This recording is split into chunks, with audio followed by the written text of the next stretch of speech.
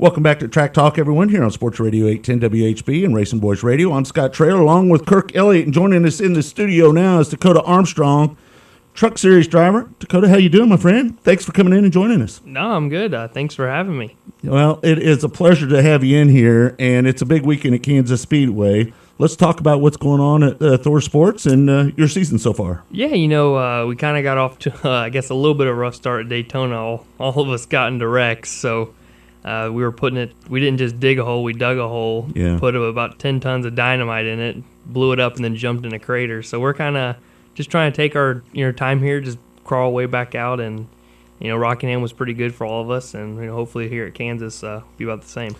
Daytona is a beast of its own, though. I mean, when you go into that race, coming out that there's a possibility you're going to have a bad finish, regardless how good your day is. Exactly. You could have a bad day right there on that last lap, and we saw that, really. Yeah, well, my teammate Johnny Sauter was leading it and got wrecked. So, I guess you're not safe anywhere there. I felt terrible for Johnny, too, because, he's pretty intense, to say the least, isn't he? that's I guess that's a good way to put it, Yeah, we've had him in the studio. He was a driver for Yellow Transportation in the Nationwide Series for a long time, and they're a hometown company. So he came in here and hung out with us quite a bit. So we know Johnny pretty good. But so how would you evaluate your last race at Rockingham? It was good.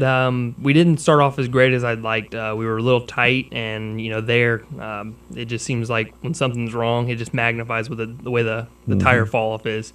And we just got a lap down, fixed it, and we were actually pretty good through the end of the race. Just not enough time to make it up. Motor started to get a little hot, and it actually lost a little bit of power. But I know we'll get the whole grill tape there fixed out, and we'll be good for the next race. So we're ready to go. Andy Hillenberg did such a great job bringing that place back to life. I ran in ARCA for a while. Got to know Andy because you have to go through the school to get approved with the ARCA deal. So, and Andy is one of the real nice guys, and it's good to see that $4 million investment that he made on Rockingham is starting to pay off. Good crowd too. Oh, it was awesome. And the one thing is just all the fans out there were so excited that NASCAR was coming back, and rather the trucks got to go there. It was an exciting race, I thought. A lot of green flag racing, and it wasn't a big wreck fest, so I think everyone did a good job. Was the track as rough as what people say? Because everybody says it's a washboard down on the bottom, that it's really rough, and you've got multiple grooves there, but I know that's a big expense for Andy to take on to repave the track. He had to put the soft walls in, first of all, to get the race. But, man, just tell us a little bit of how rough that place is. It is very rough. But, the one thing about it is I think it's okay because the way the tires fall off and with the multi-grooves, it's just part of the race, that track's history and how it's ran. And, everyone knows about it and everyone was prepared for it. And it's not like it's a big deal. I mean, really it's just characteristic of the track. I like you can them a figure it little out. rough. Yeah, exactly. And I think everyone figured it out, and it makes for good racing. You saw Casey Kane came from dead last to win it, so I mean it can be done. But it is Casey Kane, though, right? That's true. Well, they had a good truck, but there was a lot of passing, a lot of racing. I got a lot of friends over there at Turner Motorsports. Trent Owens, a good friend of mine over there as well. Kirk?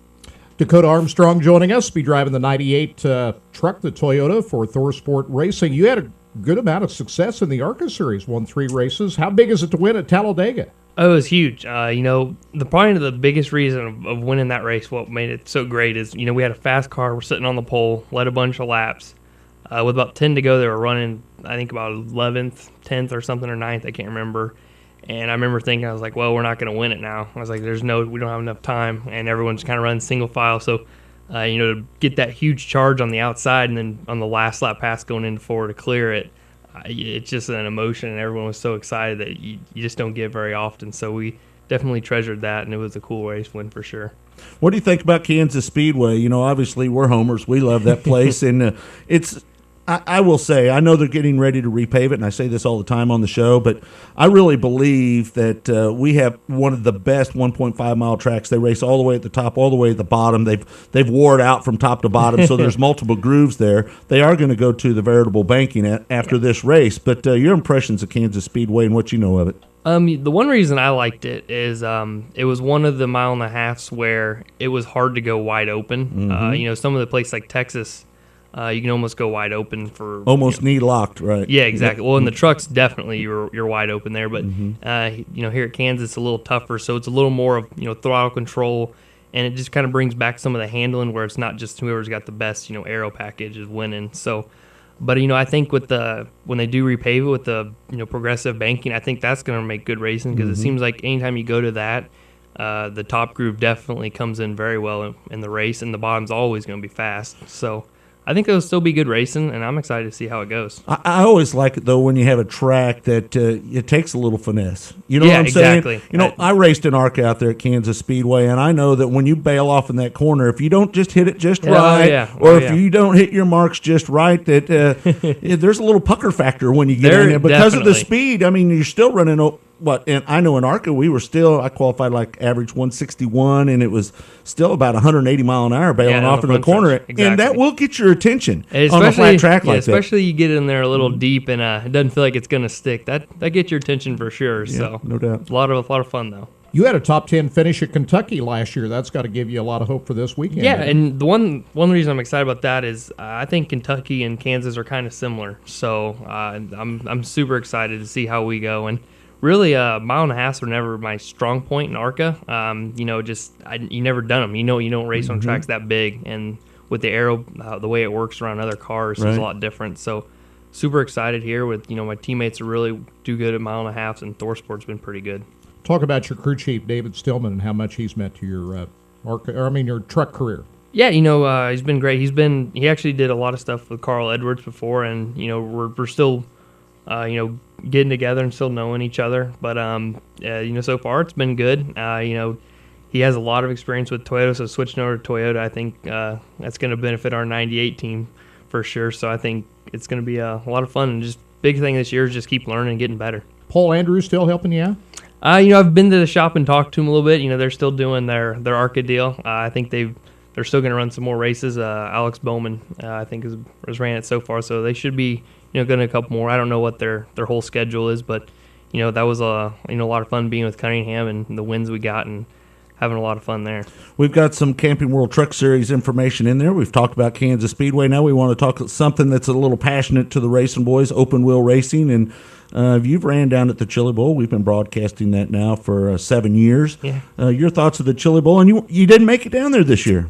No, I was actually I let my brother and my cousin run this year, so they had a good time. My cousin actually ended up making the show, and this is actually my brother's only second time, and he was in the C main, so I guess that's pretty good. It's a tough show. Right. I've been in the B main twice and missed it by one once and missed it by two. How tough is that to be in the B and that close to the A after a long week like that? Yeah. That's a big letdown, isn't it? I'll tell you the worst part about that is you get in that B main and you're like, man, this is an A main feature on any Saturday night, so it's like this is tough deal. And the one thing is about that race is it's so fun to go out there. There's not a whole lot of pressure, and you're just going out there and just good old racing, and that's what I love. Takes a lot of luck though, doesn't it? Yeah. Oh man. Yeah. Well, you got 270, almost 80 almost cars 300 cars trying to make a 24 car field. So. Yeah.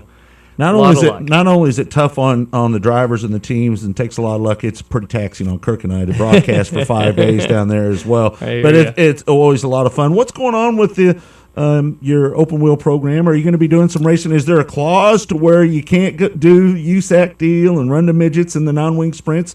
What's the plans for you there? No, well, really just my cousin Caleb and my brother Dalton Armstrong. They've been doing the full deal and USAC this year, so kind of been watching them and them getting to it. But as far as us running, if they go back to Irwindale, I always go out and try to do that event because there's nothing going on. But I think we're going to run the Little 500 this year in a non-wing sprint car. So oh wow, yeah, so that's going to be fun. What's going on with Irwindale, man? It doesn't sound good. We had lunch with Forrest Lucas here. Oh, I don't know, probably about 2 weeks ago, and it was brought up. We were talking to him about Irwindale, and he said he thought about purchasing it, but he decided not to. It doesn't sound really like things are going that well out there. And I'm not saying that that's against Irwindale. I think it's more about where it's at. Pavement racing, really, to be honest with you. I mean, I-70 Speedway, our local track here that's been closed down now for a couple of years, it seems like pavement racing's taking a hit across the country on the short track level. Yeah, and it's really disappointing because Irwindale, as far as on the open wheel side, is one of the greatest racing we do. Right. You get obviously the top groove's a dominant groove, but you get in the race and you can run the bottom and pass. Like I ran it last year and started 25th. Terrible qualifying effort, but I mean, we were in 9th place, and there were still 50 laps to go. We just got caught up in someone else's mess there at the end, but a lot of passing, and it was just so much fun on a pavement track to be able to do that. It's terrible because it's one of the great pavement short tracks in the country. Oh, yeah. It really pains me to see that. You were signed on as a development driver for Penske here a few years ago. Tell us about that experience. Are you still hooked up with it? Yeah, I'm still considered driver development. They didn't have a truck program other than Brad Keselowski's deal, and Parker Kligerman is doing that. So they they let me go out and find a good team, and we sit down, and ThorSport was looking to open up a third team, and that's kind of where that that came along, and now I'm glad that I get the opportunity to run for Duke and Rhonda Thorson and just try and make the best of it.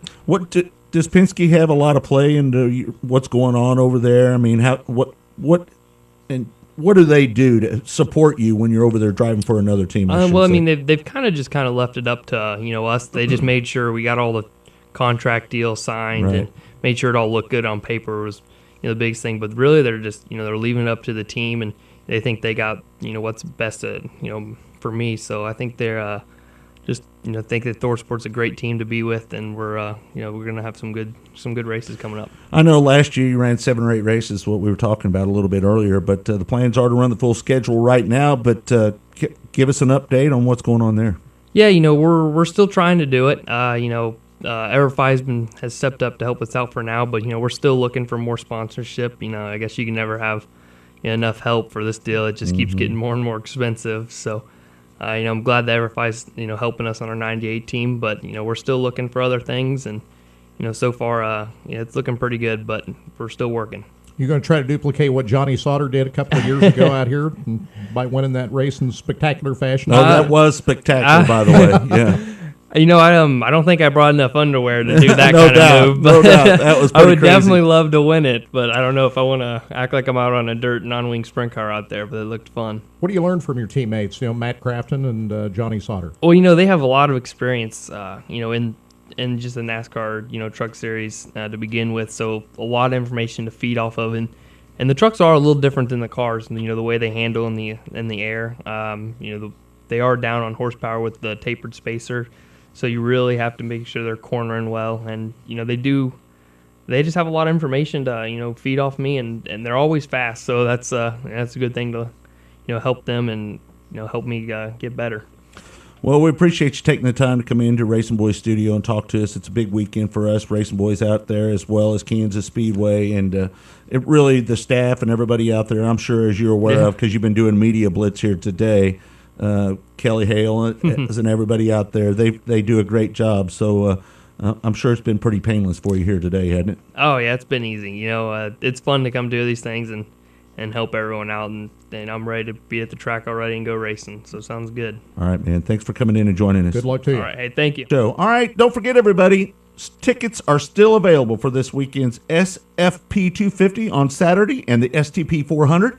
All you got to do is go out to Kansas Speedway or check them online at kansasspeedway.com. We'll be back with more of Track Talk here in a moment on Sports Radio 810 WHB.